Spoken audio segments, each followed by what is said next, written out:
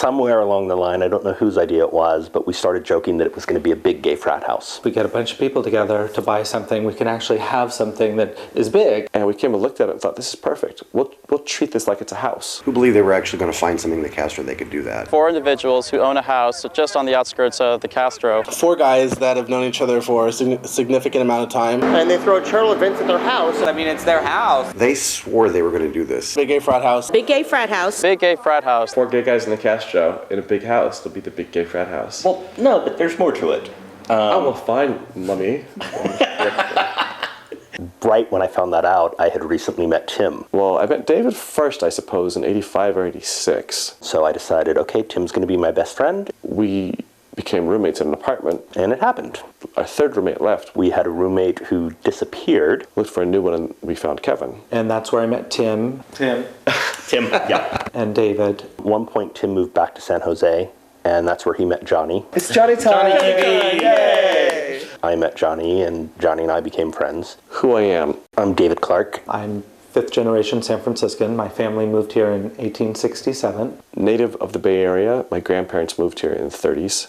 God bless them for leaving Michigan. I moved here in 1986 from Cincinnati, Ohio. I'm mostly raised in Sonoma County. Came back to Berkeley for college. He was good friends going to Berkeley with my partner at the time. And I met Kevin and David way back when I was at UC Berkeley in the 1980s. We became friends and college roommates. Overlooking Lake Merritt in Oakland. You know, went our separate ways. Loved living on my own. It was the first time I'd lived on my own. Bought our own separate houses. But after a while, I kind of grew tired of it. And frankly, gay life in San Jose was a little tepid. Kevin was complaining about being alone. I was anxious for a change. Tim was complaining about being alone. Johnny was complaining about being alone. It was Tim's idea originally of just sort of doing sort of a communal living. Why not find a place where we can all live separately yet live communally? You know, use parts of it as common area for the frat and then parts of it as the bedrooms. On a trip out to the Sierras with some friends,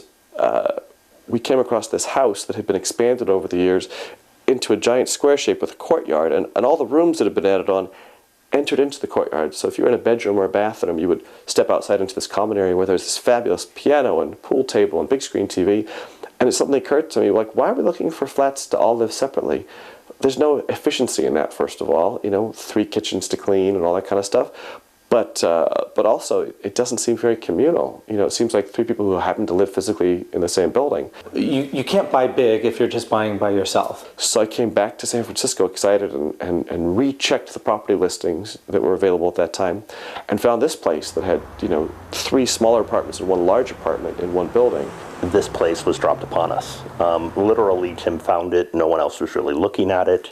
And none of us needed to move or were dying to move. They called Tim to tell him they were dropping the price $100,000. Well, we bought this place together. I mean, everything just fell in line. Years and years ago, they were going to find a house and move in, and I didn't believe them. For many reasons, this lot was vacant for many years, but when the old original house was torn down in the 20s, it didn't get built again until 1959, so it was a stucco box with leaky aluminum windows. There was so much work that needed to be done. This was a hideous 50s box building. Complete insanity. An eyesore on a beautiful block of Victorian and Edwardian buildings in the Castro. Kevin and I moved in and were freezing because it was built in the 1950s. It didn't have good insulation. It had single pane windows that had the tin frame around it.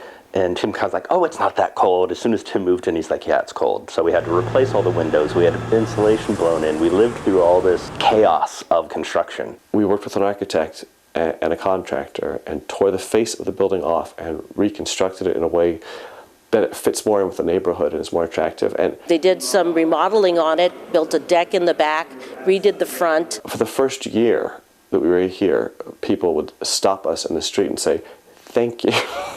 Thank you for turning the ugliest building on the block into the most beautiful. In fact, several buildings on this block have mysteriously been painted in the exact same scheme that we struggled to find. So we'll be repainting. We'll show them. And it looks just gorgeous now that they've redid it. It was great. Even through all that, it felt like home. Well, they have a beautiful home. It's an apartment house, really. Tim kept saying, I want something like the fraternity house I had in college. So this is like a frat house in the sense that we each have our own private bedrooms and baths. We can close ourselves off in our room if we want to have privacy. We wanted something where we could all have our space. Certainly have my own alone time, and that's nice.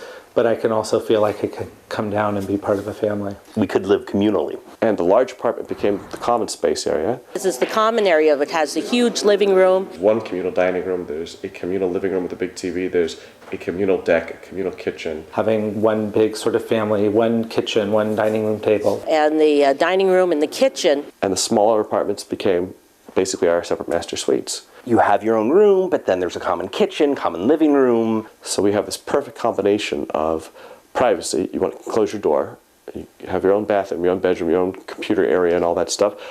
Or you can go out and be in the common space where there's a big TV and cook food in the kitchen and hang out with people or just see who's coming and going. This communal environment that we have is really nice too. Here, my office, shut the door and be alone, or walk out and go into the living room and be with my friends. First of all, living in the heart of the Castro is really great because, you got everything here. You have dry cleaners, you have bars, you have restaurants. I can walk out my door and boom, everything's there. I don't own a car and I don't need a car. So just living here is great. Having a huge house in the middle of the Castro is unheard of. And we needed a name for it. Kevin's friends had fancy names for their houses, and so Kevin was trying to come up with a name.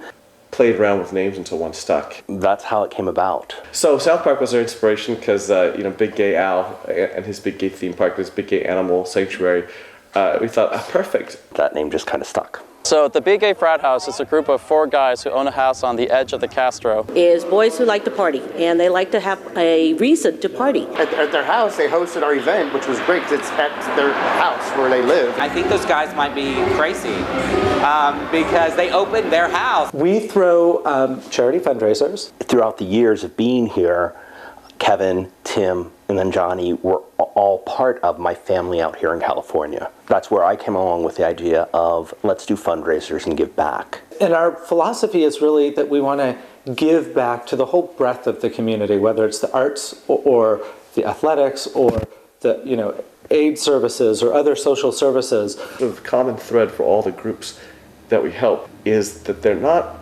large enough bureaucracies. They don't have a system in place to consistently raise money in an effective way.